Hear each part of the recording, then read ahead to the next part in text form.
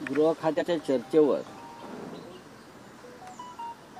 राज्यसभेत जो भाषण केलं त्यात मी असं म्हणालो होतो अमित शहांसमोर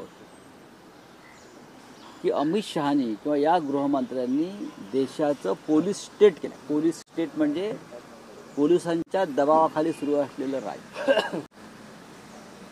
पण महाराष्ट्र हा त्याला अपवाद आहे. महाराष्ट्र हे गुंडा स्टेट आहे.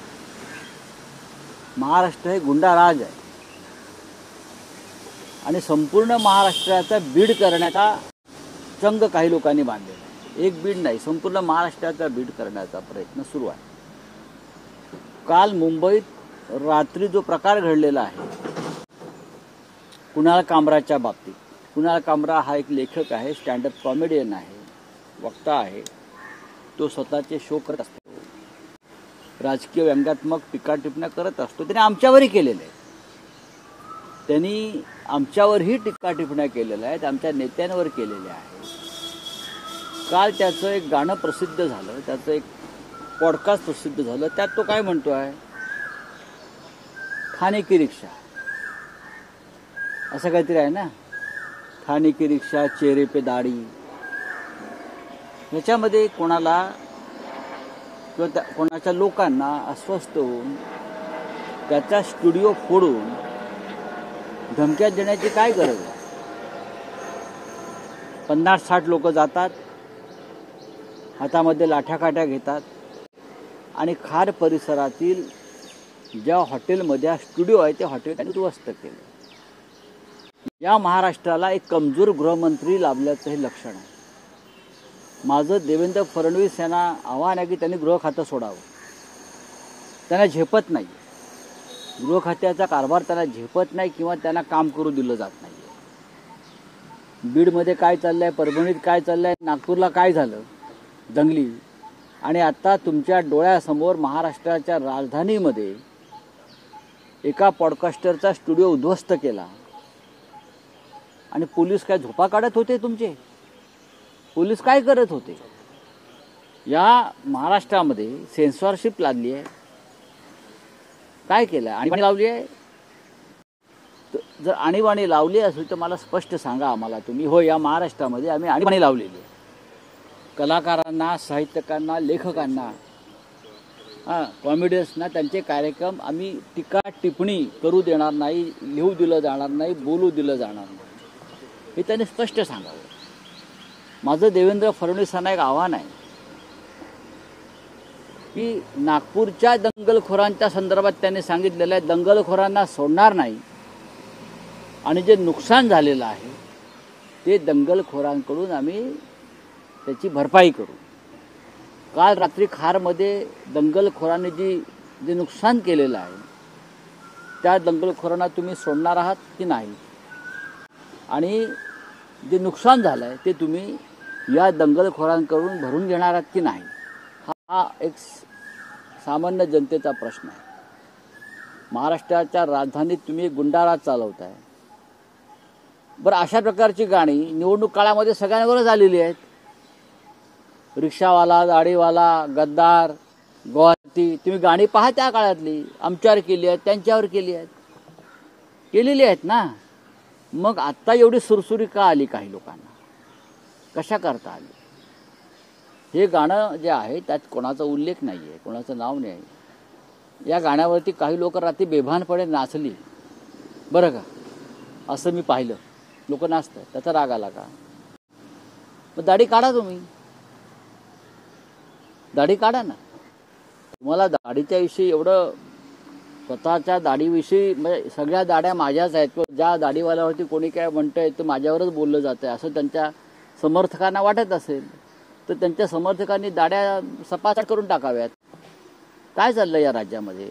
महाराष्ट्राच्या गृहमंत्र्यांना गृह खातं चालवणं झेपत नाही आहे, हे स्पष्ट दिसतंय.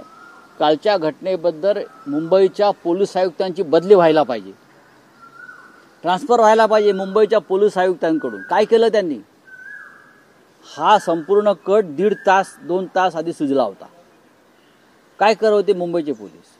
ज्या हद्दीमध्ये, ज्या पोलीस स्टेशनच्या हद्दीमध्ये घडलेला आहे काल प्रकार, त्या पोलीस स्टेशनचे ACP, सिनियर PI यांच्यावरती ताबडतोब गृहमंत्र्यांनी कारवाई केली पाहिजे. इतका गंभीर प्रकरण आहे. अख्ख्या महाराष्ट्रामध्ये कायदा आणि सुव्यवस्थेच्या बाबतीमध्ये महाराष्ट्राची देशामध्ये अप्रतिष्ठा होते, नाचक्की होते. आणि आमचे गृहमंत्री फिरतायत भाषणं देत, प्रवचनं देत, इकडून तिकडे तिकडून इकडे. दंगलखोरांवर कारवाई करा आणि काल जे नुकसान झालेलं आहे कुणाल कामराचं ते दंगलखोराकडून तुम्ही वसूल करा, भरपाई करा. कुणाल कामराला जीवे मारण्याच्या धमक्या येत आहेत, ठार मारण्याच्या धमक्या येत आहेत. सोशल मीडियावर धमक्या दिल्या जात आहेत, तुला सोडणार नाही, तुला ठार करू. हे कोण लोक आहेत? हे कोण? आम्ही धमक्यांना भीक घालत आमच्यासारखे लोक, पण तो कलावंत आहे.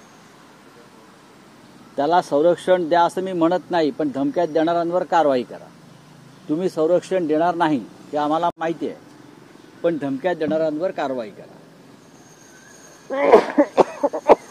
बोला. पण राऊत साहेब, अभिव्यक्ती स्वातंत्र्याच्या नावाखाली सध्या सोशल मीडियावर जे कथित पॉडकास्ट स्टँडअप कॉमेडी मला एक सांगा, आता कुणाल कामरा आहे, याआधी समय रैना झालं, रणवीर अलाहाबादीवाला झाला, जे काय चाललंय सध्या म्हणजे विनोदाच्या नावाखाली कितपत म्हणजे सेन्सॉरशिप नको का?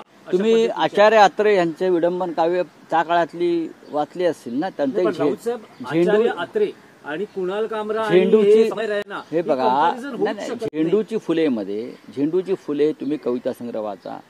राजकीय विडंबन आणि व्यंग हे होतच असतं.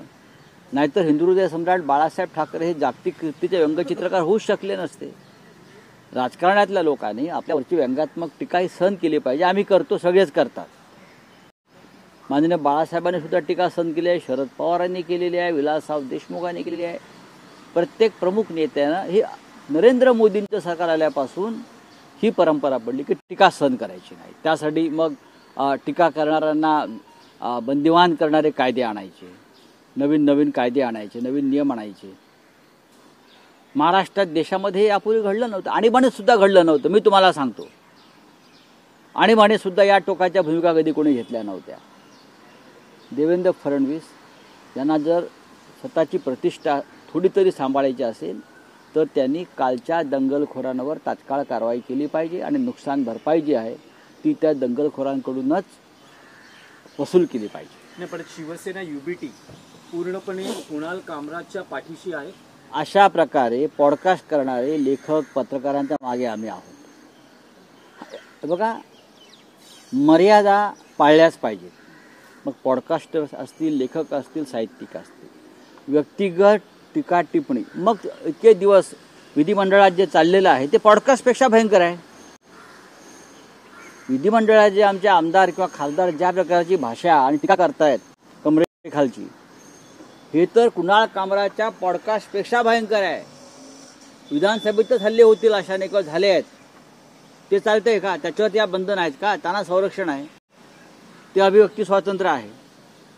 मग लेखक, पत्रकार, कलावंतांना स्वातंत्र्य का नाही? पण भूतकाळात शिवसेनेनंही अशा घटना केलेल्या आहेत. मग प्रसार माध्यमांवर झालेले हल्ले असोत किंवा मग व्यक्ती किंवा नेत्यांवर झालेले. मला एक उदाहरण सांगा तुम्ही. सखाराम बाइंडर संदर्भात हा संस्कृतीचा विषय होता. सखाराम बाइंडर नाटक, घाशीराम कोतवाल नाटकावरती आम्ही विरोध केला माननीय बाळासाहेब ठाकरेंच्या काळामध्ये. हा आपल्या संस्कृतीचा आणि इतिहासाचा उद्ध्वस्त करण्याचा विषय होता. मला असं म्हणायचं आहे की ज्यांनी काल हल्ला केला त्यांनी प्रशांत कोरटकरवरती का नाही हल्ला केला? छत्रपती शिवाजी महाराजांचा अपमान करणारा प्रशांत कोरटकर हा तुमच्या सरकारच्या डोळ्यासमोर बेपत्ता होतो. शिवाजी महाराजांना शिव्या घालणारा, त्याच्यावरती हल्ला करण्याची हिंमत नाही दाखवली कोणी या लोकांनी. तिथे गांडूगिरी आहे. पण कुणाल कामरा एक साधा लेखक, पॉडकास्टर, त्याच्यावरती हल्ला केला. यालाच आम्ही गांडूगिरी म्हणतो. करा ना कोरटकरवरती हल्ला. शिवाजी महाराजांचा अपमान केलाय ना त्यांनी. अख्खा महाराष्ट्र तुमच्या पाठीशी उभा आहे. आम्ही समर्थन करू त्या हल्ल्याचं. तिथे नाही. पण कुणाल कामरावरती हल्ला का? कारण कोणाला तरी दाढीवाला म्हणाला तो म्हणून. अनेकांना दाढी आहे. नरेंद्र मोदींनाही दाढी आहे ना. अमित शहाना पण दाढी आहे. काय आहे ना? सगळ्या दाढ्या काढायच्या का दाढीवाल्यांचा अपमान झाला म्हणून? से हिंदी में नाही, जानना राऊत साहेब, चाहिए। आणखी एक विषय आहे. ट्वीट काल राज ठाकरे असं म्हणाले की एक खोक्याबाई काय घेऊन बसलात, विधानसभेत अख्खं विधानसभाही खोक्यांनी भरली आहे. सगळ्या पक्षाच्या आमदारांचा बघा, उल्लेख आहे. अख्खं सभागृह खोक्याने भरलं का नाही याच्याविषयी मी असहमत आहे. पण राज ठाकरे जे म्हणतायत की विधिमंडळात खोकेबाई भरलेले आहेत, हे विधान गांभीर्याने घेतलं पाहिजे. त्यांनी महाराष्ट्राच्या सध्याच्या राजकारणावरती बोट ठेवलेलं आहे. असे खोकेबाईच राजकारणामध्ये असल्यामुळे ते सहज निवडून येऊ शकतात. त्यांना विचार नाही, त्यांना भूमिका नाही, त्यांच्याकडे नैतिकता नाही. हे सगळे खोकेबाई एकत्र झाले आणि त्यांनी या राज्यामध्ये सरकार बनवलं. फहिमखानच्या घरावर आता बुलडोजर चालू आहे. नागपूरचा जो घटनेचा आरोपी आहे हिंसाचार प्रकरणातला, फहिमखानच्या घरावर आता आपण इंटरव्ह्यू देत असताना तिकडे बुलडोजर चालू आहे. बघा, दंगल दोन्ही बाजूने घडलेली आहे. दंगलीची ठिणगी ही दोन्ही बाजूंनी पडलेली आहे. हे लक्षात घेतलं तर सरकार एकतर्फी कारवाई करते. दंगलखोरांवरती बुलडोजर किंवा त्यांच्यावरती ॲक्शन व्हायला पाहिजे. पण दंगलीची सुरुवात ज्यांनी केली ते तुमच्याच पक्षाचे कार्यकर्ते आहेत, ते तुमच्या विचारांचे समर्थक आहेत. औरंगजेबाच्या कबरेचा मुद्दा कोणी काढला? ते तुमच्या मंत्रिमंडळामध्ये आहेत. चिथावणी तुमच्या मंत्रिमंडळातल्या सहकार्याने दिलेली आहे. जा कोकणात बुलडोजर पाठवा ना, मग किंवा पुण्यात बुलडोजर पाठवा ना. तुमच्याच लोकांनी ही वक्तव्य दिलेली आहेत. त्यानंतर लोकांना ही चालना मिळालेली आहे. समान न्याय, तुम्ही समान नागरी कायदा म्हणताय ना, समान कायदा आला पाहिजे ना, समान कायद्यानंच कारवाई व्हायला पाहिजे. तर ही सर्व प्रकारच्या आणि सर्व पक्षाच्या, सर्व धर्माच्या लोकांवर, दंगलखोरांवर एकसारखीच समान पद्धतीची कारवाई होणं गरजेचं आहे या देशामध्ये. आणि काल ज्यांनी दंगल केली त्यांच्या सुद्धा जागांवरती बुलडोजर फिरले पाहिजे. पण राऊत साहेब, कुणाल कामरा विरोधात गुन्हा दाखल केलेला आहे मुंबई पोलिसांनी आणि शिंदे समर्थक कार्यकर्त्यांनाही खार पोलिसांनी अटक केलेली आहे या सगळ्या प्रकरणात. कुणाल कामरावरती गुन्हा का दाखल करावा? मी रोज टीकात्मक लिहितो, माझं काम आहे ते, रोज लिहितो मी. मग नरेंद्र मोदी, अमित शहा आणि भाजपच्या लोकांवरती रोज गुन्हे दाखल होती. विधिमंडळातल्या आमदारांचं सध्याचं वतन पाहिलं आम्ही दोन्ही सभागृहातल्या, तर त्यांच्यावर गुन्हे दाखल होतील. एकनाथ शिंदे यांचं भाषण जे आहे विधान परिषदेतलं ते वाचा, त्यांच्यावर गुन्हा दाखल होईल. तुम्ही कमजोर लोकांना डोळे वटारताय. लेखक, पत्रकार, साहित्यिक, कवी, ते तुम्हाला नको आहेत, ते सत्य बोलतायत, ते तुम्हाला नको आहेत. आणि म्हणूनच जे म्हटलंय ना राज ठाकरेंनी, किंवा आम्ही तेच म्हणतो की खोक्याबाईंचं सरकार आहे आणि खोकी ही भरली आहेत की रिकामी आहेत हे सगळ्यांना माहिती आहे. बोले. हिंदी में जानना चाहेंगे सर, आपने ट्वीट किया था कुणाल का कमाल, जिसके लेकर आपके ऊपर विवाद किया, आपने प्रमोट किया ऐसा बताया जा रहा है सर. ऐसा कौन बोलता है कि मैंने प्रमोट किया? शिंदे गट बता रहा है सर. मैंने प्रमोट किया. कुणाल आपके की ऊपर कमाल, कार्रवाई होने की कुणाल मांग की कर कमाल. रही है. बात ऐसी है कि आपने मेरे प्रमोट तो किया है. मैंने ट्वीट किया है कल, कुणाल की कमाल है. कुणाल कामरा को मैं अभी से नहीं जानता हूँ. जब वो हमारे पे क्रिटिसाइज करता था तब से मैं जानता हूँ. कुणाल कामरा ने हमारे ऊपर भी इसी प्रकार से टीका टिप्पणी की है. देखिए, मैं मानता हूँ कि एक फ्रीडम ऑफ एक्सप्रेशन है. अगर व्यक्तिगत तौर पर टीका नहीं की है तो टीका को स्वीकार करना चाहिए. व्यक्तिगत तौर पर, पर्सनल लेवल. अगर आप राजनीतिक किसी विचारधारा पर क्रिटिसाइज करते हो तो आपको स्वीकार करना चाहिए. यही देश का लोकतंत्र की एक हमारी ब्यूटी है. कुणाल कामरा का ऑफिस तोड़ दिया, उसका स्टूडियो तोड़ दिया, ये गुंडागर्दी है. मैंने पार्लियामेंट में कहा था 4 दिन पहले, जब मिनिस्ट्री ऑफ होम अफेयर पर चर्चा हो रही थी, मैंने अमित शाह जी के सामने कहा कि आपने देश को पुलिस स्टेट बना दिया है. ये पुलिस राज चल रहा है, लेकिन महाराष्ट्र में गुंडा राज चल रहा है. बीड से लेकर नागपुर, नागपुर से लेकर मुंबई, मुंबई के पुलिस कमिश्नर का तबादला होना चाहिए एक केस में. उनके होते हुए कैसा होता है ये? अब वो किसी को पकड़ लेंगे, ये करेंगे, वो करेंगे. मुख्यमंत्री ने कहा है जो दंगेखोर है नागपुर के उनको छोड़ूंगा नहीं, और जो नुकसान हुआ है उसकी पूरी भरपाई दंगेखोरों से करेंगे. तो कल खार में जो स्टूडियो तोड़ा है कुणाल कामरा का, उसकी भरपाई कौन करेगा? बहुत ही कमज़ोर गृह मंत्री इस महाराष्ट्र को मिला है, बहुत कमज़ोर। वो ये गृह मंत्रालय नहीं चला पा रहा है, कहीं ना कहीं दंगे होते हैं, इस प्रकार की गुंडागर्दी चल रही है, उनके कंट्रोल में नहीं रहा है देवेंद्र जी के। तो मैं अब दिल्ली में जाकर लोगों से बात करूंगा कि महाराष्ट्र में जो चल रहा है उसके ऊपर आवाज़ उठानी पड़ेगी। बोलिए। राउत साहब, कहीं ना इस कहीं तरह से censorship सोशल होनी मीडिया चाहिए। पे जिस तरह कॉमेडियन अपनी कला पेश कर रहे हैं, आपको लग रहा है कि ये कला है और इस पे सेंसरशिप लानी चाहिए? क्योंकि नहीं। आज कुणाल कामरा है, इससे पहले समय रैना थे, मैं रणवीर ये- अलावादिया थे। देखिए, अगर अपनी मर्यादा में कोई ये काम करता है, अपनी मर्यादा में, तो उसको क्यों आप कंट्रोल करना का ज़रूरत है? कुणाल कामरा के पॉडकास्ट मैंने देखे हैं, आप इनके नाम लिए हैं वो भी मैं देखता हूँ। अगर किसी के आप पर्सनल अटैक किसी के ऊपर नहीं कर रहे हो तो मैं नहीं मानता हूँ कि कोई गलत बात आप कर रहे हो। देश में जो भी चल रहा है कुछ, उसके ऊपर अगर कोई मेरी बात में रखता हूँ, मेरी जो शैली है, मेरी जो स्टाइल है, उससे अब मैं लिखता हूँ ना दर्द सामना में, मैं मेरे स्टाइल से लिखता हूँ। किसी को पसंद आता है, किसी को पसंद नहीं आता है। जिसको पसंद नहीं आता है वो मेरे पर क्रिटिसाइज करते हैं, वो मैं एक्सेप्ट करता हूँ। अगर उससे भी किसी को दर्द होता है तो मेरे खिलाफ कोर्ट में जाते हैं, वो भी मैं एक्सेप्ट करता हूँ और कोर्ट में जाकर मेरी लड़ाई लड़ता हूँ। आपके पास कानून है, आप कानून के तहत कार्रवाई करो। आप कानून हाथ में लेकर इस प्रकार से लोगों को मारपीट नहीं कर सकते। क्या राउत साहब शिवसेना यूबीटी इस वक्त कुणाल कामरा के साथ है? जो भी पॉडकास्टर्स है और उनको इस प्रकार से दहशत में रखा गया है, उनके साथ हम हैं, हम रहेंगे। क्यों नहीं रहेंगे? लोकतंत्र है, सबका अधिकार है बोलने का। जब तक आप अपनी मर्यादा और अपनी हद पार नहीं करते तब तक हम आपके साथ रहेंगे। नहीं, लेकिन आपको नहीं लगता कि ओटीटी हो या सोशल मीडिया, कुछ सेंसरशिप की जरूरत है? बात ऐसी है, कुणाल कामरा ने क्या गलत कहा है मुझे बताइए, जो पहले भी बार बार हम लोग कह चुके हैं। चुनाव में, विधानसभा, लोकसभा में इस प्रकार पर बहुत से गाने भी आए थे। खाने की रिक्शा, क्या एक दाढ़ी वाला, कौन है ये मुझे मालूम नहीं। लेकिन राउत साहब, ये तो व्यक्तिगत आलोचना हुई, तो कहाँ है? पॉलिटिकल इंडिफरेंसेस अलग हो कहाँ है सकते हैं। व्यक्तिगत आलोचना? कहाँ है मुझे बताइए आप। थाने में रिक्शा एक ही है क्या? दाढ़ी वाला एक ही है? नरेंद्र मोदी जी को दाढ़ी है, अमित शाह जी को दाढ़ी है। हाँ, हम भी कल दाढ़ी बढ़ाकर घूम सकते हैं। बाला साहब ठाकरे साहब को दाढ़ी थी। क्या है, आप इतना पर्सनल क्यों लेते हो? आप कौन हो भाई?